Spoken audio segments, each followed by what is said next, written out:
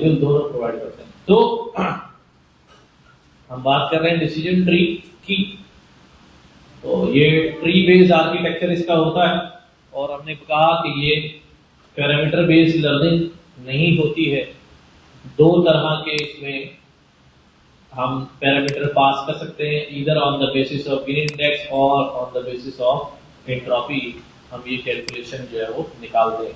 तो decision tree is a supervised learning algorithm used for both classification and regression task. ठीक है, अब जितने क्लासिफिकेशन एल्गोरिथम बने बाद में वो रिग्रेसर भी बन गए ना। It has a hierarchical tree structure which consists of root node, branches, internal nodes and leaf nodes. It works like a flow chart that helps in making step by step decisions. ठीक है, अगर मैं आपको कोई decision tree की वैसे ही तस्वीर दिखाऊं कि यार ये तुम दोनों क्या बातें कर रहे हो बेटा, हैं? मुसलसल लगे हो।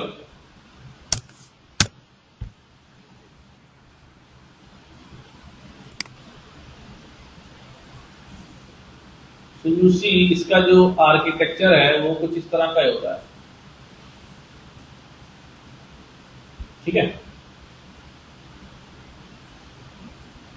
जहां से शुरू हुआ और इस तरह ये नीचे जाते जा रहा है, जाते जा रहा है, जाते जा रहा है, या इसको लेफ्ट टू राइट देखें तो यूं जा रहा है, ऐसा हो गया। Yes yes no no yes no से जो है ना वो काम आगे बढ़ता जाता है। अच्छा, सो क्या क्या चीजें होती हैं इसके अंदर, कीवर्ड्स क्या क्या हैं जो हमें याद रखने हैं। It works like a flow chart.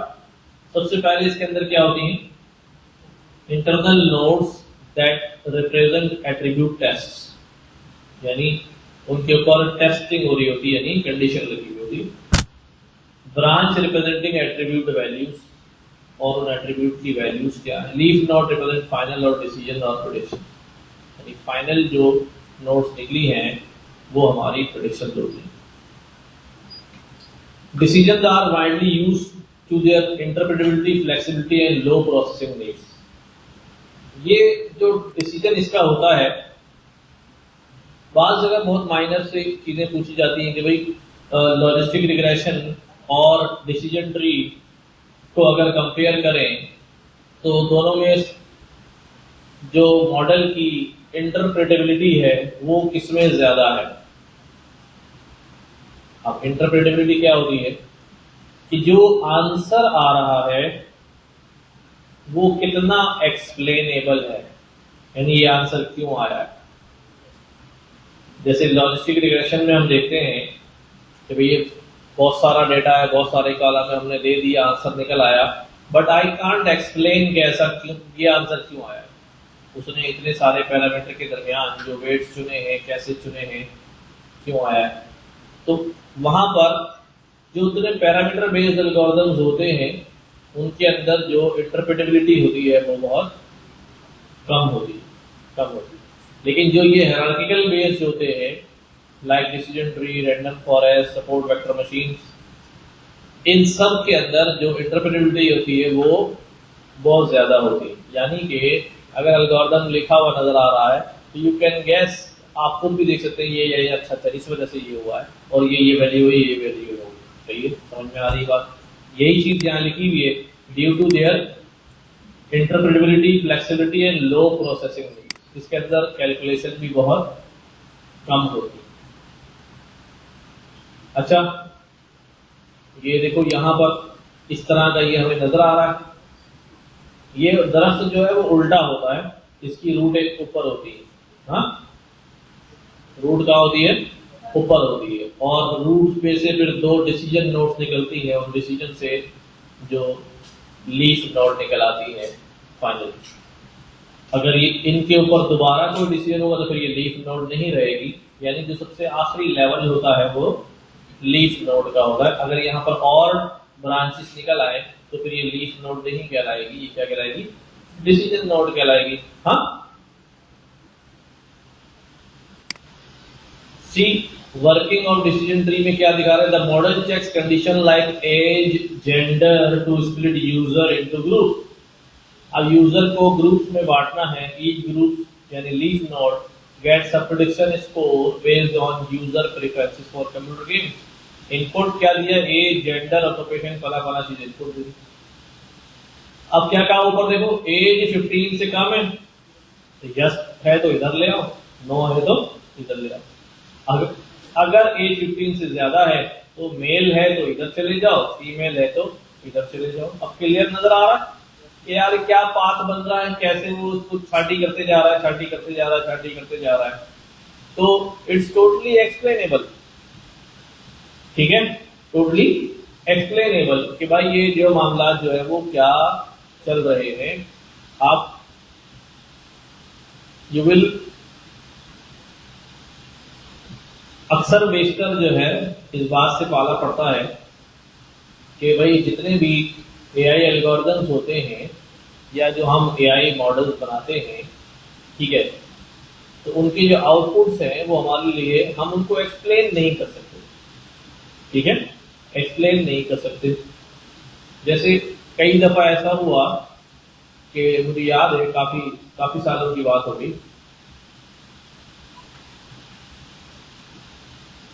कोई कंपनी थी, उनके मैनुअल डिसीजन वो भी लेते थे। बेसिकली उनके पास होता ये था, मुझे नाम भी याद नहीं आ रहा उसका, कोशिश कर कि वो एक सेंट्रलाइज्ड कंपनी थी जिनके पास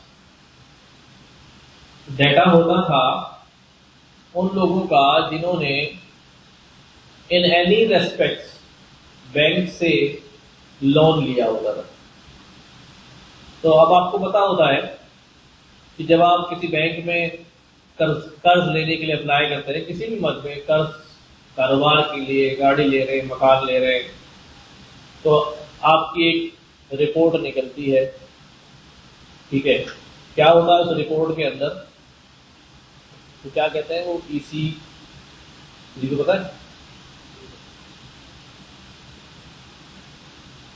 खैर वो रिपोर्ट निकलती है। उस रिपोर्ट में पता चलता है कि आपने पहले कितने लोन लिए हुए, कितनी आप किस्त अदा कर रहे हैं, कौन कौन से बैंक से आपने क्या क्या लोन लिए, वो सारा डाटा उनके पास होता है।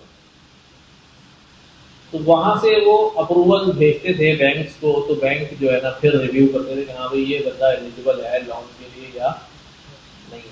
तो उन्होंने कहा यार हम ऐसा करना चाह रहे हैं कि हम जो है ना वो एक सिस्टम बना लें, एआई बेस्ड सिस्टम बना लें, जहाँ इंसान डिसीजन नहीं लेके यार इसको लोन देना है या नहीं देना है, बल्कि सिस्टम खुद ही जो है, बैंक्स जो है हमारे पास फिजिकल भेजते हैं डॉक्यूमेंट, लिफाफा बन के आता है, रोजाना की बेसिस पे सैकड़ों आते हैं, फिर उनको हम रिव्यू करते हैं 2-3 दिन, उसके बाद बैंक्स को अपनी रिपोर्ट देते हैं, बैंक फिर उस पर फर्दर रिव्यू डालता है, अपना डिसीजन लेता है और बंदे का फिर फैसला करता है कि यार इसको लोन देना है या नहीं देना है। तो ठीक है, बन जाएगा। अब गड़बड़ क्या आ गई यार, मैकेनिज्म तो बन गया और मॉडल कह भी रहा है कि यार इसको लोन नहीं देना, लेकिन अब मैं आपको मना कर रहा हूं कि भाई आपका लोन अप्रूव नहीं हो सकता, but I don't have reasons.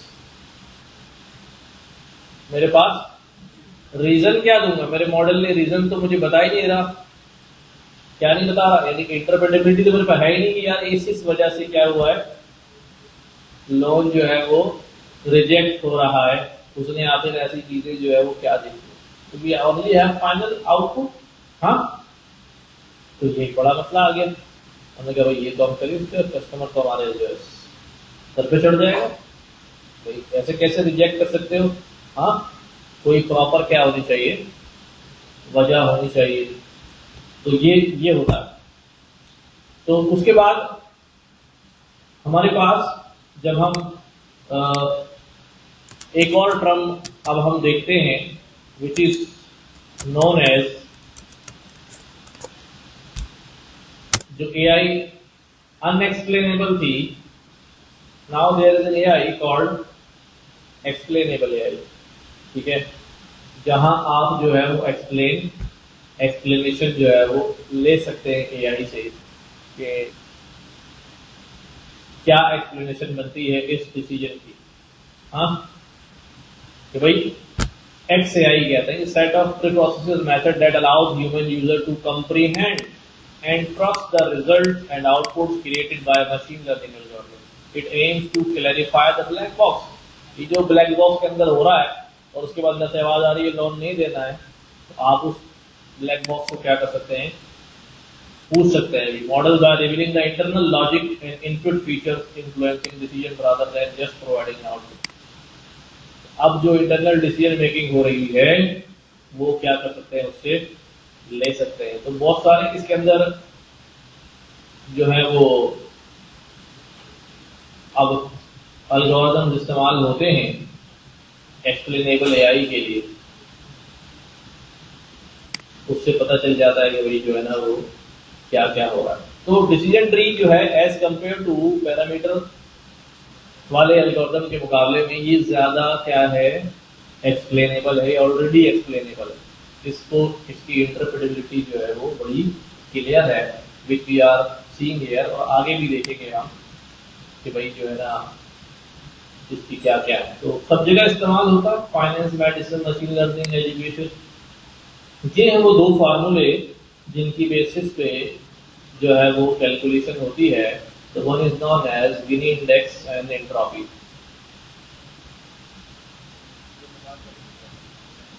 हाँ टाइम हो गया, ठीक है, नमाज पढ़े फिर आप. तो how does it work? Split the data set based on feature values to create pure subset, ideally all items grouped belong to same class. अब होता क्या है कि सबसे हमारे पास जो है ना फीचर्स होते हैं, कौन सा फीचर जो है वो रूट नोड बनेगा ये डिसाइड करना होता है. यानी एज है, सैलरी है, जेंडर है, एक्सपीरियंस है, क्वालिफिकेशन है, ये सारे फीचर्स आ रहे हैं. अब रूट नोड कौन सा फीचर बनेगा ये कैलकुलेशन होने के बाद डिसाइड होगा. ठीक है. अब जैसे अभी तो ये सिंपल क्राइटेरिया दिखा है कि भाई income is the root node. Root node पे फैसला हो रहा है अगर इनकम ग्रेटर देन 50,000 है. यस है तो फिर एज पे आ जाएगा चेक करना. नो है तो फिर ये तो मामला यहीं पर खत्म हो जाएगा. अब यस है तो एज, अब यहां पर जब दोबारा आएगा, जब दोबारा कैलकुलेशन होगी कि भाई इंटरनल लोड अब कौन सा फीचर बनेगा. ठीक है. तो एज की सूरत ग्रेटर देन 30 है तो ठीक है, नहीं है तो ये भी परचेज नहीं करेगा प्रोडक्ट. फिर यहां पर आ गया भाई यस, प्रीवियस परचेज क्या है भाई, ग्रेटर देन 0 है यानी पहले परचेज की हुई है. यस तो ठीक है, नो तो फिर ये लीफ. ये दोनों लीफ नोड है. ठीक है कि अब जो डिसीजन होगा वो इसकी बेस पे इस तरह से हायरार्की में हो जाएगा. Very simple, very simple.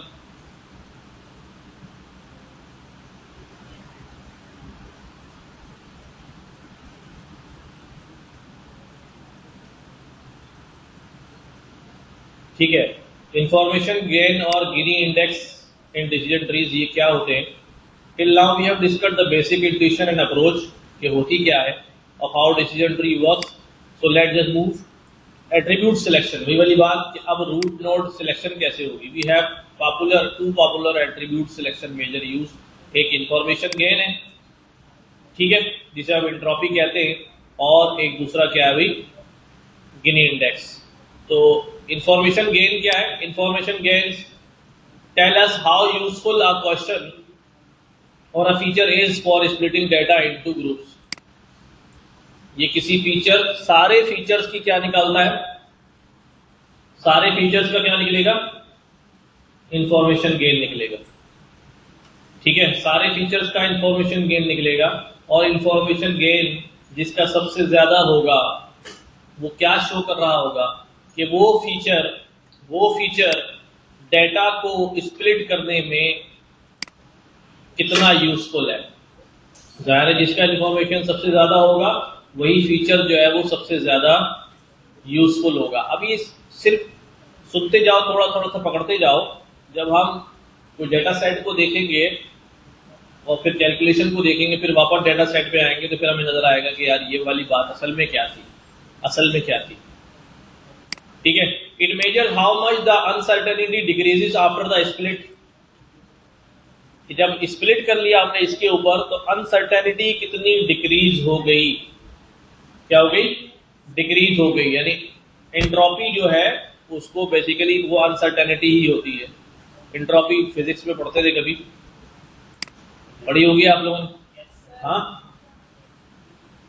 Heat के चैप्टर में पढ़ते थे ना, एंथैल्पी, एंट्रोपी। तो it measures how much the uncertainty decreases after the split. यानी जितनी अनसर्टेनिटी डिक्रीज होती जाएगी उतना आप श्योर होते जाएंगे कि यार ये काम हो गई होगा। A good question will create clearer groups, यानी अ गुड क्वेश्चन या गुड फीचर कह लें उसको, ये क्रिएट करेगा बड़े clear groups and the feature with the highest information gain is chosen to make the decision.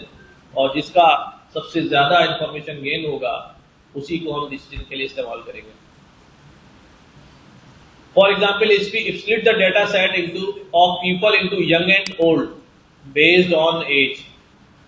क्या करते हैं हम, डेटा सेट को दो ग्रुप्स में तोड़ देते हैं, young and old based on the age, and all young people bought the product while all old people did not। तमाम नौजवानों ने जो है ना, जवानों ने प्रोडक्ट खरीदी है लेकिन बूढ़ों ने नहीं खरीदी। The information gain will be high because the split perfectly separates the two groups with no uncertainty left. समझो इस बात को, इधर इंफॉर्मेशन गेन क्या होगा, बहुत हाई होगा, क्योंकि क्लियरली डिस्ट्रीब्यूट हो गए दो हिस्सों में। बूढ़ों ने खरीदा है, जवानों ने नहीं खरीदा है। लेकिन डेटा सेट इतना सिंपल होता, कोई बूढ़ा ऐसा आ गया होगा जिसने खरीदा भी होगा, कोई जवान ऐसा भी आ गया होगा जिसने नहीं भी खरीदा होगा। तो अब यहां पर क्या होना शुरू हो जाता है, मिक्सअप होना शुरू हो जाता है।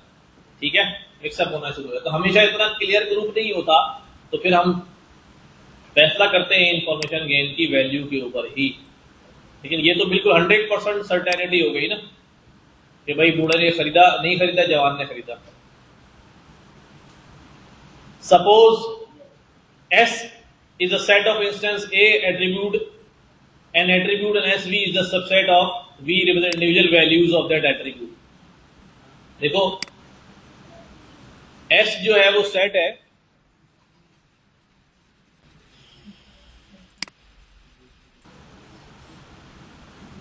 अब ये let's understand decision tree with the help of example.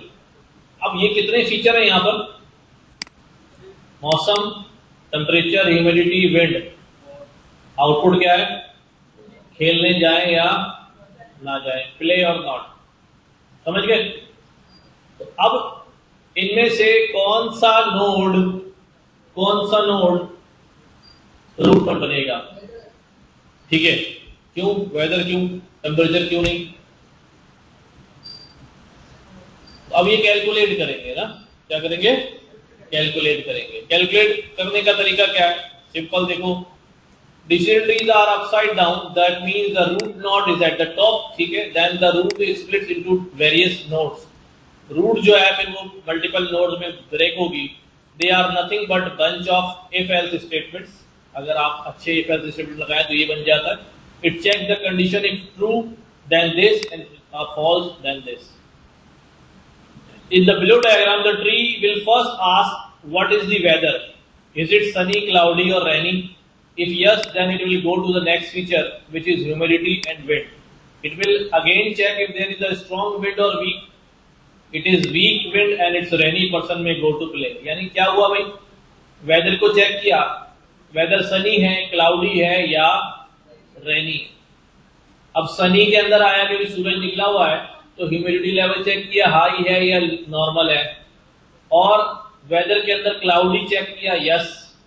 और वेदर जो है वो तीसरा क्या है, रेनी है, तो रेनी में भी विंड है, स्ट्रॉन्ग है, वीक है, यस और नो। हाँ, हम मॉडल को डिसाइड नहीं करेगा, कैलकुलेट हो रहा है यहाँ पर ना। अभी कैलकुलेशन दिखाता हूँ उसकी, अभी सिर्फ स्ट्रक्चर समझ लें। यहाँ पर अगर वेदर को ट्रीट कर रहे हैं तो वेदर सनी, क्लाउडी और रेनी, तीन तरह के वेदर हैं। कितनी कैटेगरीज हैं, तीन कैटेगरीज। लिहाजा यहां से कितनी ब्रांचें निकल आई, तीन ब्रांचेस निकल आई। बट अभी सवाल वही खड़ा है, वाई वेदर। पहले टेम्परेचर क्यों नहीं लिया, आते हैं उसके ऊपर। Did you notice anything in the above flow chart? We see that if there is a weather is cloudy, then we must go to play. Why didn't it split more? ये मजीद आगे क्यों नहीं टूटा? Why did it stop there? इसमें cloudy में मजीद काम क्यों नहीं हुआ? समझ रहे हो बात कि भाई ह्यूमिडिटी में तो हम फर्दर ब्रांचेस निकाली, हमने नोड्स निकाली, लेकिन विंड्स में से हमने कोई अपना क्लाउडी में से कोई नहीं निकाली, सनी में से निकाली और रेनी में से निकाली।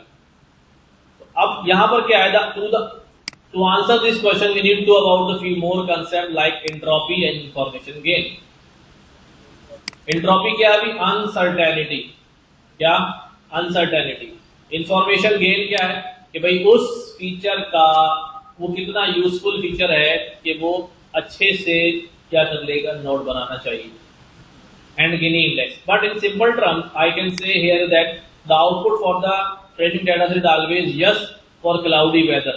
Since there is no disorderliness here, we don't need to split the node further. अब ये क्या कह रहे हैं, अब यहां से बेसिकली चेक करते हैं कि ये सनी जो है ना, सनी के अंदर क्या क्या लिया था हमने यहां पर, वेदर था, वेदर में तीन है हमारे पास, सनी और क्लाउडी और रेनी। सनी, क्लाउडी और रेनी तीनों वेदर निकाल लिए। देन उसके बाद हमने किसको लिया, ह्यूमिडिटी को। अच्छा, वाई ह्यूमिडिटी, ये भी फैसला कैलकुलेशन के बाद होगा। अब यहां आ जाओ जरा ह्यूमिडिटी में, ठीक है, तो ह्यूमिडिटी कितनी है, 2 है। विंड कितने हैं, 2 हैं, स्ट्रॉन्ग एंड वीक। तो यहां पर क्या होता है भाई, जब वेदर सनी है, जब वेदर सनी है तो ह्यूमिडिटी हाई कितनी दफा है, एक सनी हाई, सनी नॉर्मल और सनी हाई, सही है। सनी हाई कितनी दफा है, 2 दफा, और क्लाउडी हाई कितनी दफा है, 1 दफा, 2 दफा, और क्लाउडी नॉर्मल 1 दफा, ठीक है। इसी तरह दूसरा क्या था हमारे पास, सनी, क्लाउडी और रेनी हाई कितनी दफा, 1 दफा, रेनी हाई कितनी दफा है, दूसरी दफा, और रेनी हाई जो है वो तीसरी दफा हो गया। अच्छा, यही कैलकुलेशन होगी सारी ना। और जब हाई है तो प्ले हुआ या नहीं हुआ, ये भी काउंट होंगे, कितनी कितनी बार जो है ना वो हो रहे हैं। अब इसकी काउंटिंग देखते हैं क्या किया अभी, देखो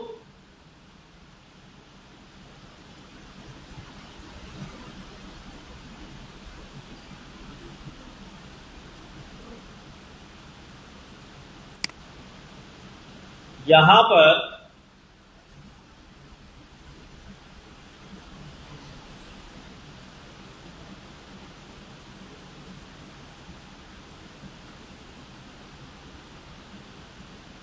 फीचर 2, फीचर 1 कहां गया भाई, फीचर 1 नजर आ रहा है क्या,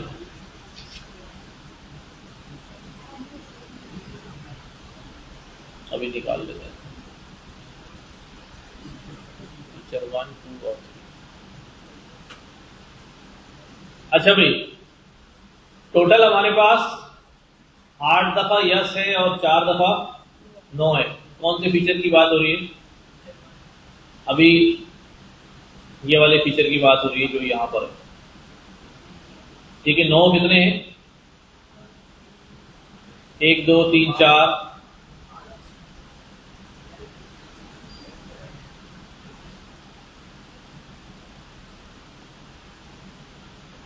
8 4 12, फीचर 2। एक मिनट, इसकी नहीं, इसमें पूरी कैलकुलेशन नहीं दिखा रहे। अच्छा, एक काम करो, हम पहले इसको इंप्लीमेंट करते हैं, कैलकुलेशन में आपसे शेयर कर दूंगा। जैसे यहां पर देखो कि ये एक डेटा सेट है, ए इसमें 3 बार है और बी कितनी बार है, तो टोटल इंस्टेंसेस कितने हैं, 8। इंस्टेंस ऑफ बी कितनी बार है, 5 बार। इंस्टेंस ऑफ ए कितनी बार है, 3 बार। अब क्या कह रहे हैं कि इंट्रोपी ऑफ, मैं निकालने जा रहा हूं किसकी इंट्रोपी, ऑफ इंस्टेंस ए, तो एच ऑफ ए निकालने जा रहा हूं, ठीक है। यानी अब ये टोटल कितने हैं? 3/8 log 2 3/8 प्लस 5/8 log 2 5/8। तो ये हमारे पास क्या निकल आएगा? एक एंट्रोपी निकल आया 0.94। ठीक है। अच्छा, इसी तरह हमारे पास दूसरी कैलकुलेशन चलेगी। हमने हर एक का क्या निकालना पड़ेगा? हर फीचर का निकालना पड़ेगा। तो भी एक का नजर आ रहा है ना, ये हर सेट का निकालना पड़ेगा। ये एक फीचर है, हमारे पास कितने 4-5 फीचर है। ठीक है, ये मैं जो है ना वो आपसे शेयर कर दूंगा कैलकुलेशन, कि कैसे जो है ना वो बड़ी कैलकुलेट हो रही है। अच्छा, हमने इंप्लीमेंटेशन जो कर दी है वो बड़ी सिंपल है।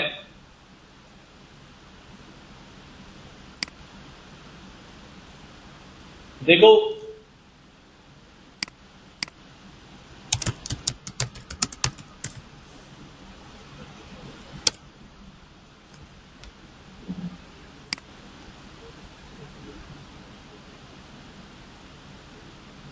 हमने ज्यादा काम नहीं करना पड़ता, सिर्फ कुछ पैरामीटर्स जो हैं वो पास करने पड़ते हैं। इस दफा हम मॉडल जो है वो इंपोर्ट करेंगे, लेकिन कौन सा होगा? ये डिसीजन ट्री के अंदर से जो है वो ये निकालेंगे। ठीक है, देख लो, पहले समझ लो, फिर इसको इंप्लीमेंट करते हैं। क्या किया हमने भाई? sklearn.tree के अंदर से क्या इंपोर्ट करा लिया हमने? Decision tree classifier. और अगर प्लॉट ट्री कराना है तो प्लॉट ट्री भी कर ले, पूरा ट्री प्लॉट होगा आ जाएगा। बाकी सारी चीजें वही है, मैटप्लॉटलिब है, 10 test confusion matter accuracy and so on. क्या किया अभी? एक डाटा सेट लोड किया है, और डाटा सेट लोड करने के बाद ये डाटा सेट को स्प्लिट कर दिया है ट्रेंड टेस्ट में। ठीक है, ये आप यहां देखो, सिर्फ डिसीजन ट्री क्लासीफायर लगाया है, क्राइटेरिया बता दिया कौन सा लगाना है भाई, गिनी लगाना है या एंट्रोपी लगाना है। रैंडम स्टेट का आप सबको पता है, मैक्सिमम डेप्थ 3 है, मिनिमम सैंपल लीव्स जो है वो 5 है। मैक्सिमम डेप्थ यानी डिसीजन ट्री कितनी डेप्थ तक ले जाना है। अब यहां पर ओवरफिटिंग होती है, अगर मैं इसको डेप्थ ना दूं तो ये जितनी देर तक जाएगा आपके देखेंगे आपके रिजल्ट सारे 100% क्लासिफाई हो जाएंगे। ट्रेनिंग के अंदर रिजल्ट जो है एक्यूरेसी कितनी हो जाएगी? 100%। लेकिन टेस्टिंग के अंदर फिर ये फेल होना शुरू हो जाएगा। तो हमें ये पैरामीटर पास करने होते हैं कि डिसीजन ट्री के अंदर हमने डेप्थ ट्री लेवल क्या रखना है, मतलब 1-2 लेवल तक जाना है, 3 लेवल तक जाना है, 4 लेवल तक जाना है। ठीक है, और अगर हमने एंट्रोपी की बेस पे करना है तो यहाँ क्या पास हो गया भाई? सिर्फ एंट्रोपी पास हो गया।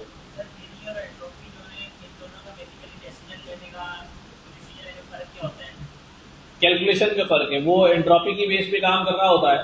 ठीक है, वो इंफॉर्मेशन गेन की बेस पे काम कर रहा होता है। ठीक है, ये थोड़ी सी मैथमेटिकल जो है वो कैलकुलेशन है। नहीं, एंट्रोपी जब हम उसकी कैलकुलेट करते हैं तो एंट्रोपी में अगर कोई अनसर्टेनिटी नहीं है, यानी एंट्रोपी क्या हो गई है? 0 हो गई। ठीक है, तो कोई अनसर्टेनिटी नहीं है, इसका मतलब यह है कि फिर तो आपने यही फैसला करना ही करना है। यानी अगर आ गया हुआ कि भाई प्रोडक्ट बाय करी है नौजवानों ने 5 और बूढ़ों ने भी 5, अब दोनों ही 5 है, तो नाउ यू आर अनसर्टेन कि अब फैसला क्या करूं। इस वक्त एंट्रोपी की वैल्यू क्या होगी? हाई होगी। लेकिन अगर ऐसा आ जाए कि यहां पर 5 है, यहां पर 1 या 2 है, या यहां पर 0 है, तो फिर तो आप क्या हो गए? या अनसर्टेनिटी बिल्कुल खत्म हो गई कि यार बूढ़े तो ये प्रोडक्ट खरीदते ही नहीं है, जवानों में ही चलना चाहिए। तो एंट्रोपी यहां पर क्या हो जाती है? बिल्कुल 0 हो जाती है, यानी अनसर्टेनिटी खत्म हो जाती है। अच्छा जी, तो मैं काम करता हूं, लेट्स डू इट। पहले यही वाला कोड रन करता हूं जो यहां पर है, फिर अपने किसी डेटा सेट के ऊपर जो है वो इसको लगा देते हैं। हाँ,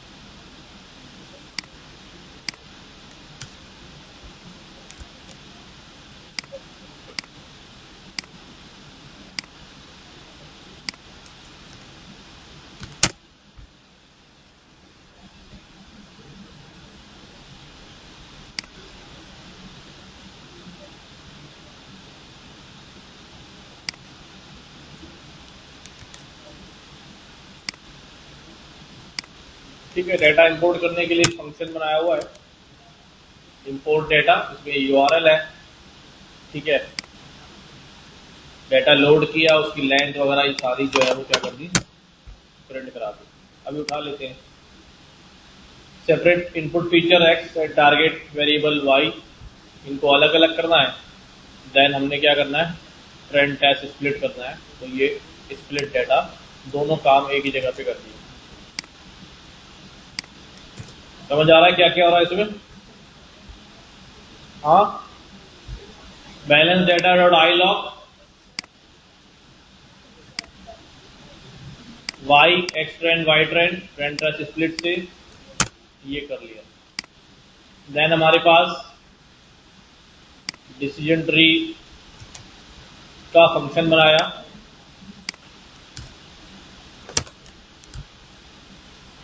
ट्रेनिंग यूजिंग गिनी, इसके पास डाटा भेज देंगे हम, और ये क्या करेगा, decision tree classifier, random state, maximum depth.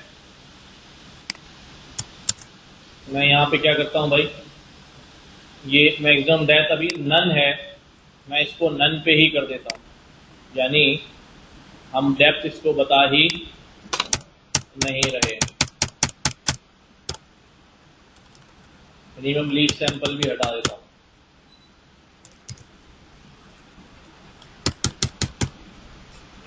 ठीक है, यानी सिर्फ हम ये बता रहे हैं कि यार मुझे गिनी पे ट्रेन करना है और कोई पैरामीटर नहीं दे रहा।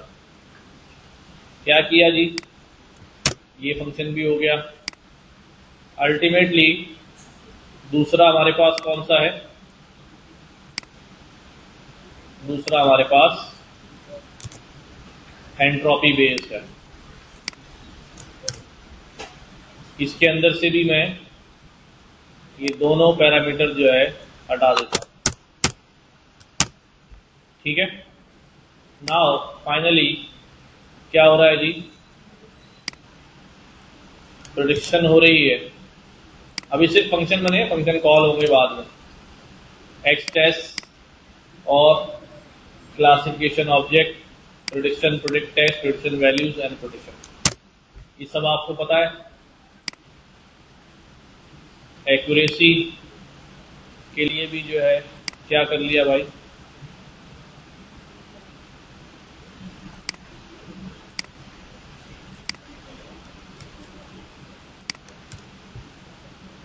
ठीक है, एक्यूरेसी भी बता देना। इन द एंड प्लॉट भी कर दें फ्री को।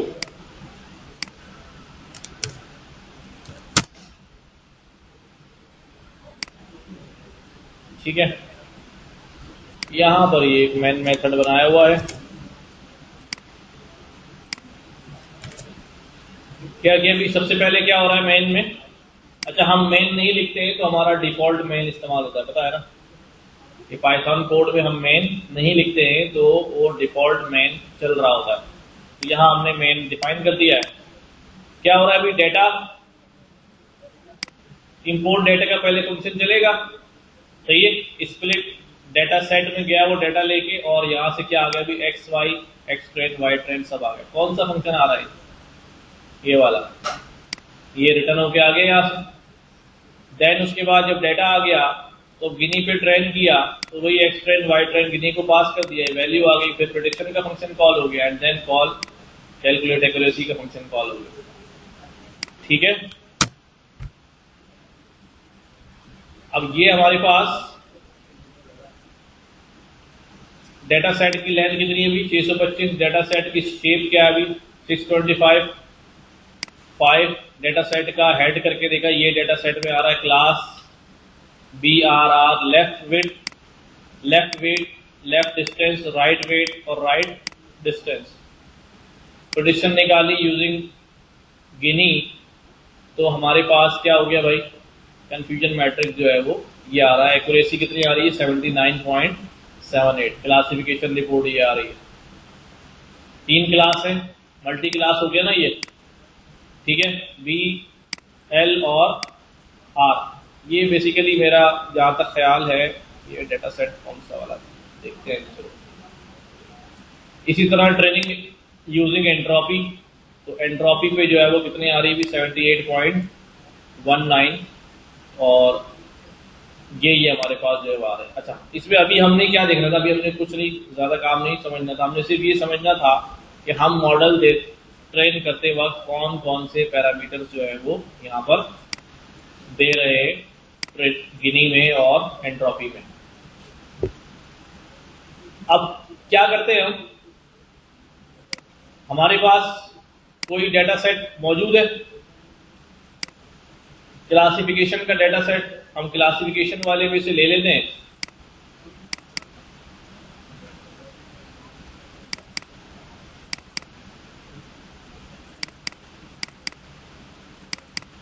बाइनरी में से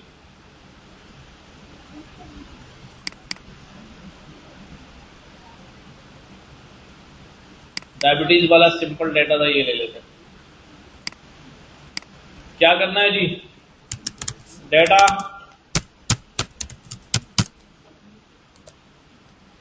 रीड अंडरस्कोर CSV डायबिटीज।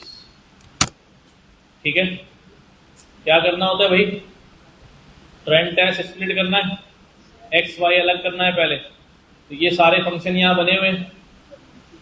हाँ, डेटा इंपोर्ट हो गया, स्प्लिट का फंक्शन कॉल कर लेता हूं।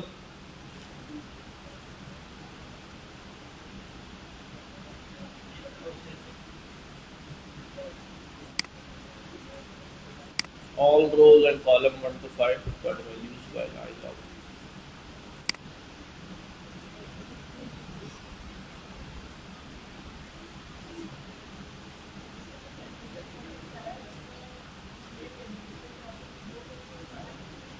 छह वैल्यूज हैं तो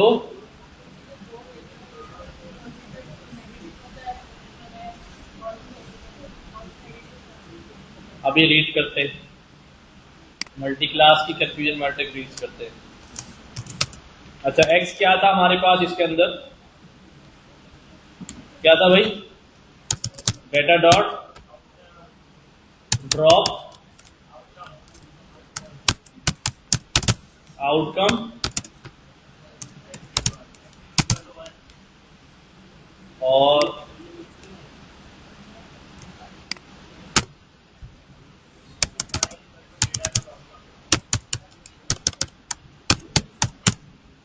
आउटकम।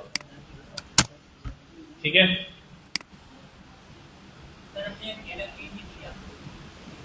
उसमें क्लीनिंग की जरूरत है नहीं अभी, वो तो हम पाइपलाइन वगैरह जब बनाएंगे तो उसमें डाल देंगे। अभी सिंपल हम क्या कर रहे हैं, अभी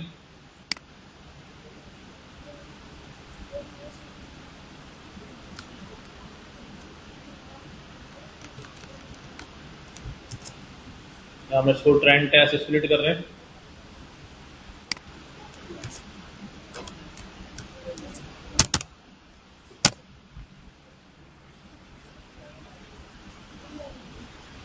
क्या रह गया, हाँ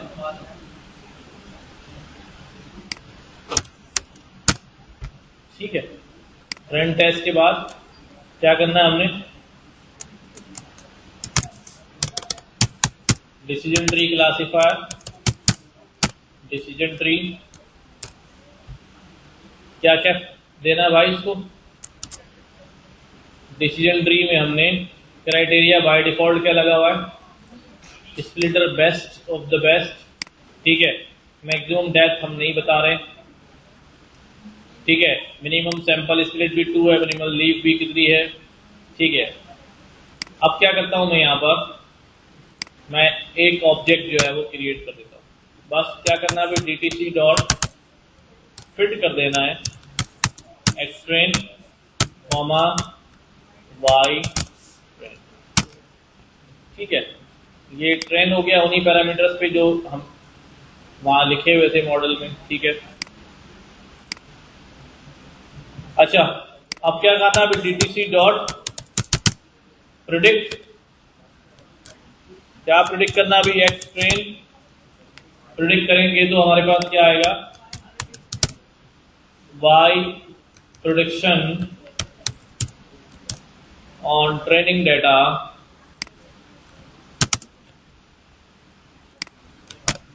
ठीक है, इसी से मैं क्या निकाल लेता हूं, क्लासिफिकेशन रिपोर्ट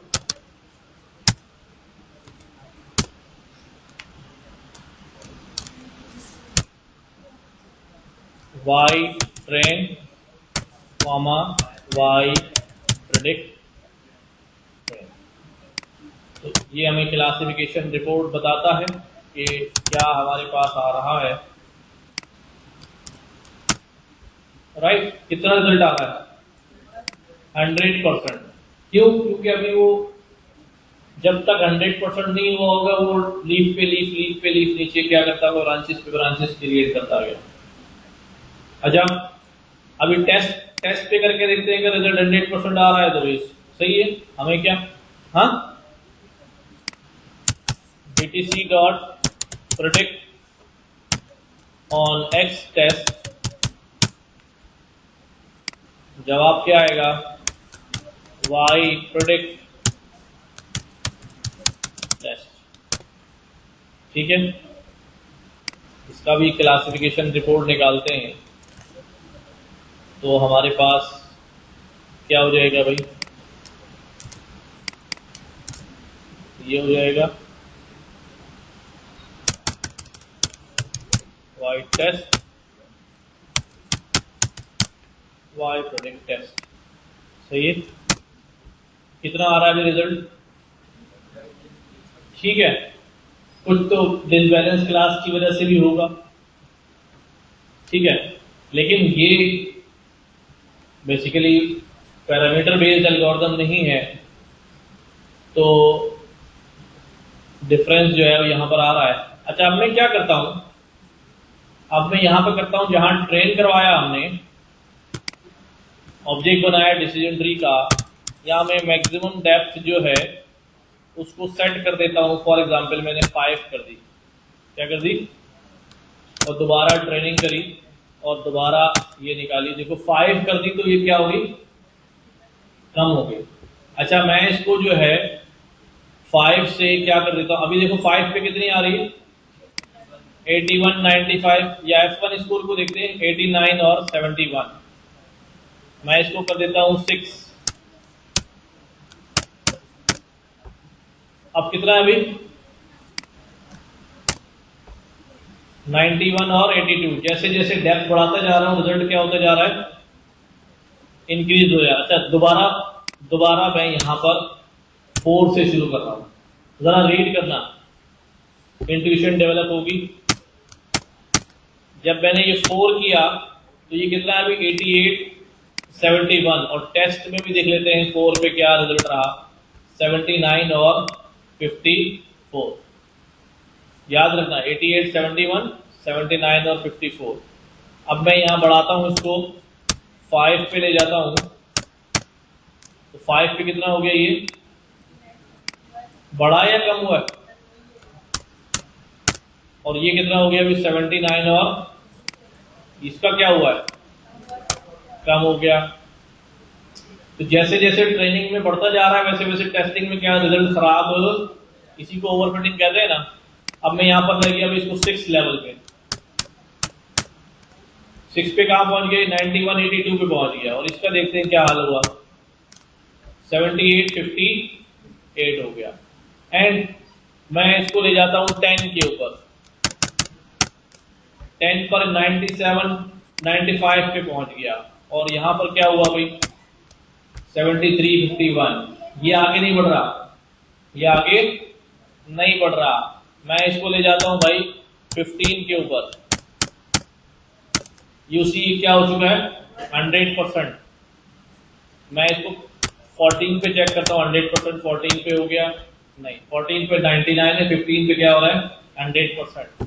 लेकिन यही टेस्ट में क्या हुआ, इस पे टेस्ट वही खड़ा हुआ है, टेस्ट की एक्यूरेसी नहीं बढ़ रही, which is a common phenomena of कौन सा ये ओवरफिटिंग।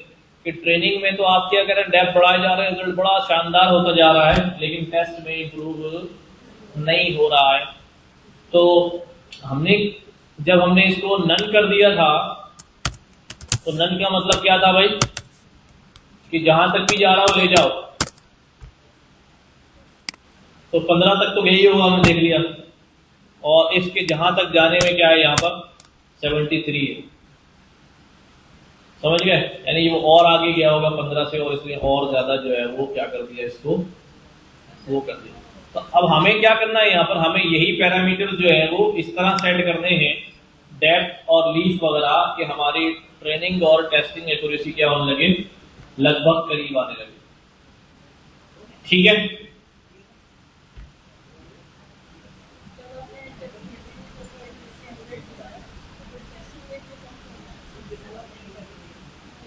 जब ट्रेनिंग में 100 दे रहा है तो टेस्टिंग में कम क्यों जाती है भाई? ये क्या बात है यार, कैसा सवाल पूछ रहे हैं? सही सवाल है या गलत सवाल है? सवाल ही नहीं सुना। ट्रेनिंग में एक्यूरेसी जो है वो 100% हो गई है, तो टेस्टिंग में ये एक्यूरेसी क्यों 75 या 73 पे रुकी हुई? ट्रेनिंग में जब 100% हो गई तो टेस्टिंग में क्यों खराब हो रही? हाँ देखो,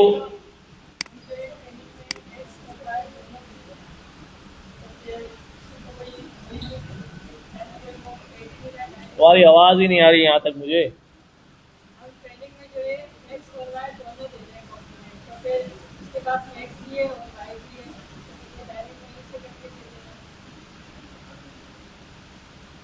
सवाल क्या था इसमें? ये जवाब है या सवाल है? इधर आ दो मेरे पास इधर। मैं शायद सुन, फैन चल रहे हैं तो आवाज जो है वो सही नहीं आ पा रही ना। अगर जैसे इधर आओ, इधर ना यार, सबको सुनाई देना। हाँ, अगर जैसे ट्रेनिंग में 100% एक्यूरेसी आ गई, तो फिर हमने इसको एक्स और वाई दोनों के वेरिएबल दे दिए, तो फिर ये जो है एक्स भी इसके पास है, वाई भी इसके पास है, तो फिर ये जो है यानी कि इतना प्रोसेस नहीं करेगा, जो इसका गलत रिजल्ट आया वो वाई की जो प्रिडिक्शन होगी इसके पास, उससे देख के फिर ये 100% एक्यूरेसी दे देगा। अच्छा, ये सवाल नहीं पूछ रहे, बेसिकली ये रीजन बता रहे। देखो, अच्छा किसी को इसका जवाब पता है? भाई ओवर फिटिंग हो गई। अब सवाल ये है कि ठीक है, ओवर फिटिंग क्यों हो गई? ओवर फिटिंग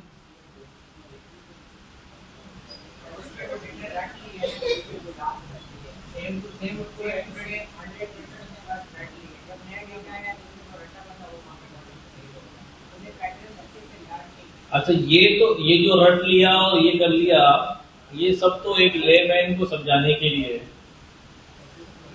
क्या मॉडल बैठ के और रट्टे लगा रहा है? हाँ,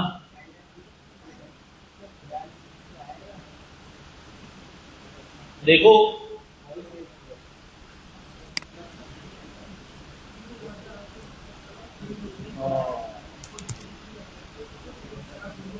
हमारे पास ना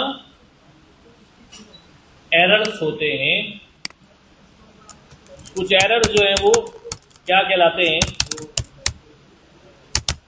ट्रेनिंग एरर्स कहलाते हैं, और कुछ जो है वो क्या कहलाते हैं? टेस्टिंग एरर्स कहलाते हैं। जो ट्रेनिंग एरर्स होते हैं ना, उनको हम कहते हैं बायस, क्या कहते हैं? और जो टेस्टिंग एरर्स होते हैं उनको हम कहते हैं वेरिएंस। बायस और वेरिएंस। नहीं इतनी जल्दी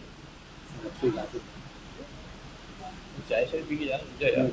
अगर रुक जा, आ रहा।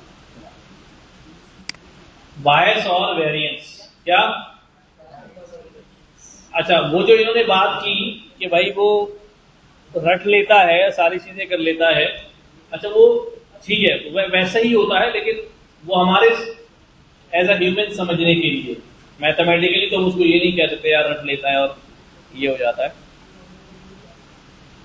होता असल में ये है कि जब हम कोई डेटा देते हैं उसे क्लासिफाई करने के लिए, क्या करने के लिए, क्लासिफाई करने के लिए डेटा जब प्रोवाइड करते हैं, ठीक है,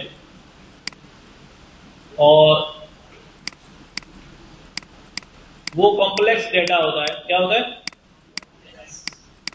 कॉम्प्लेक्स डेटा होता है। अब मुझे यहां कोई डिसीजन बाउंड्री बनानी है, क्या बनानी है, कोई डिसीजन बाउंड्री बनानी है कि जिससे ये दोनों क्लासें क्या हो जाए, अलग अलग हो जाए। अच्छा, मैं एक अच्छी सी कोई तस्वीर ले लेता हूं। ये टॉपिक लंबा है और इन डेप्थ समझने का है, इंट्यूशन का। Classification decision boundary.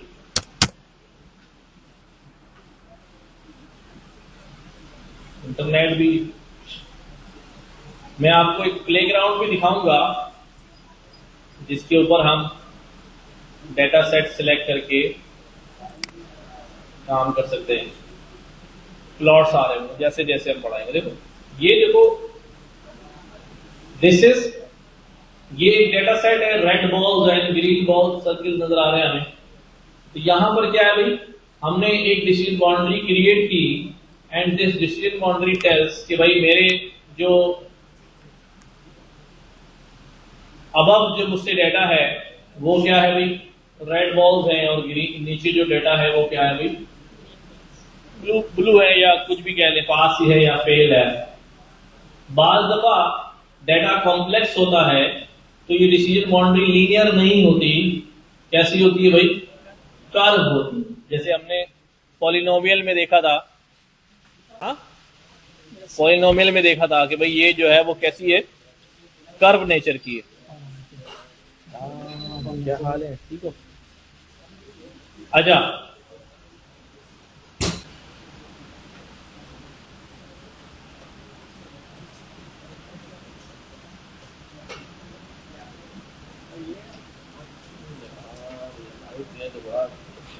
सवाल कर दिया।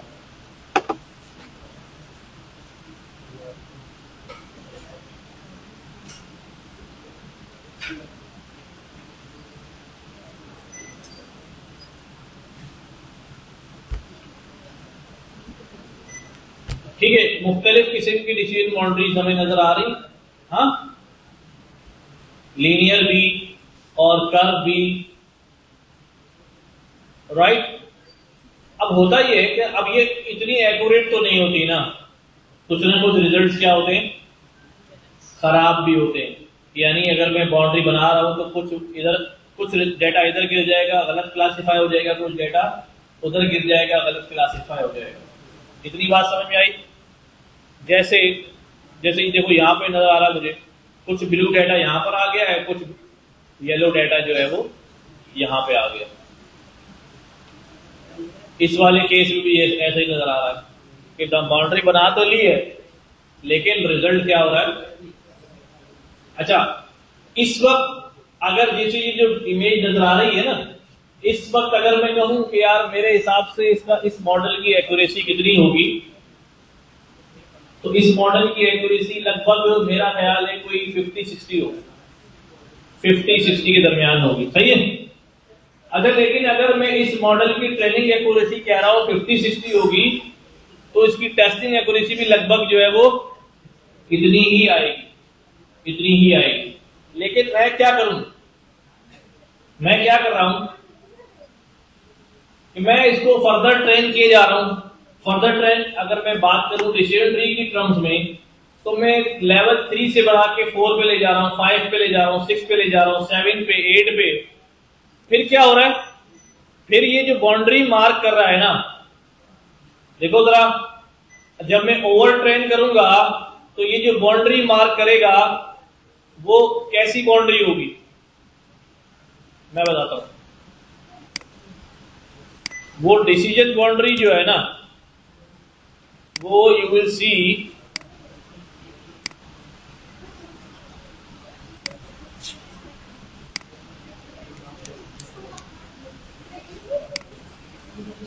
जैसे ये लीनियर वाले जगह है ना, ये डिसीजन बाउंड्री अगर बनाना शुरू करेगा तो लगभग ये अगर इसी के ऊपर पे बनाना शुरू करूं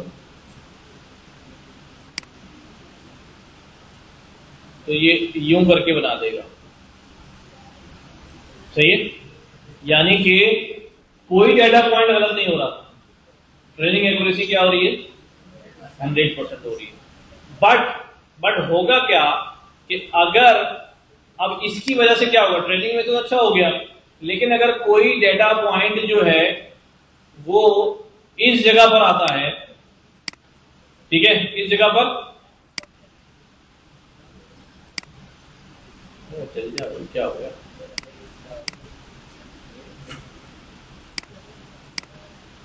कोई डेटा पॉइंट यहां पर आ जाता है या कोई डेटा पॉइंट जो है यहां पे आ जाता है, ब्लू वाला या रेड वाला यहां पे आ जाता है, ठीक है, ये सारे के सारे क्या होने शुरू हो जाएंगे, ये गलत क्लासिफाई होना शुरू हो जाएंगे, ठीक है।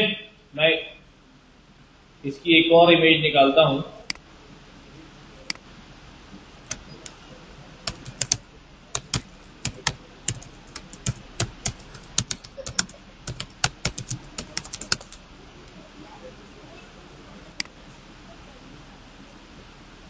ये देखो, ये बेहतर इमेज, ये वही बात है जो हम कर रहे हैं।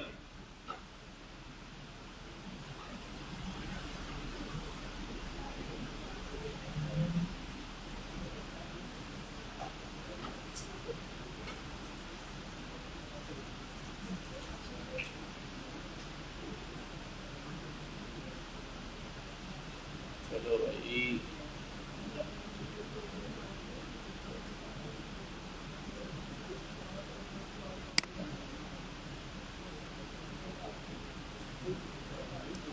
यही देख लो भाई, ये देख रहे हो,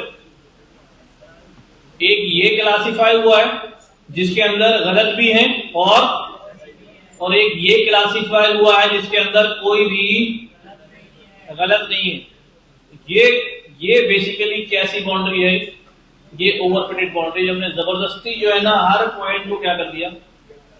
लेकिन अब जो पॉइंट अगर इधर आके गिरेगा, ठीक है, ये रॉन्ग क्लासिफाई हो जाएंगे। क्यों?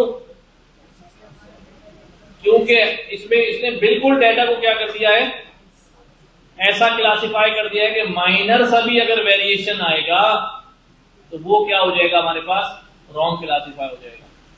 तो दैट्स व्हाई जब मॉडल क्या हो जाता है ट्रेनिंग में, अगर आप जबरदस्ती उसे कहां तक ले जाते हैं, 100% तक ले जाते हैं, तो टेस्टिंग में डेटा में थोड़ी सी भी वेरिएशन होती है तो वो प्रेडिक्शन जो है वो नहीं निकाल पाता। हाँ, ऐसा वाला नहीं, टेस्टिंग में तो लर्निंग हो ही नहीं रही। लर्निंग तो ये कह रहे हैं भाई अगर ट्रेनिंग में उसने कर्व बना ली, टेस्टिंग में बना लेता, तो टेस्टिंग में लर्न थोड़ी कर रहा है। टेस्टिंग में तो सिर्फ बता रहा हो, प्रिडिक्ट करो, जो तुम्हारे पास लाइन है उसमें रखो, इसको तुम्हारे पास जो लाइन है उसमें रखो और बताओ क्या आंसर। उस वक्त ट्रेनिंग थोड़ी हो रही है कि दोबारा से बोले चलो इसकी भी लाइन को जरा मैं क्या कर दूं। सही है, चलो इसके ऊपर मजीद गुफ्तगू करेंगे हम, ये बायस वैरिएंस ट्रेड ऑफ क्या होता है, और काफी मैं आपको इसका डॉक्यूमेंट भेज दूंगा, कैलकुलेशन का सिंपल लिखा हुआ होगा, उसमें आपको समझ में आ जाएगा।